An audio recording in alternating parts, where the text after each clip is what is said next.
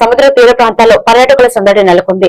ఆదివారం కావడంతో సూర్యలంకకు దూర ప్రాంతాల నుండి పెద్ద సంఖ్యలో పర్యాటకులు చేరుకుని స్నానాలు ఆచరిస్తున్నారు. నిన్నటితో రంజాన్ ఉపవాస ప్రార్థనలు ముగియడంతో ముస్లిం చిన్నపిల్లలు, యువతి యువకులు పెద్ద సంఖ్యలో విజయవాడ, గుంటూరు, తెనాలి, రేపల్లె పలు దూర ప్రాంతాల నుండి సూర్యలంక సముద్ర తీరానికి చేరుకుని స్నానాలు ఆచరిస్తున్నారు.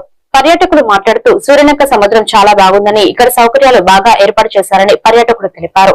సముద్ర తీరాల వద్ద కట్టుదిట్టమైన భద్రతా చర్యలను పోలీసులు నిర్వహిస్తున్నారు.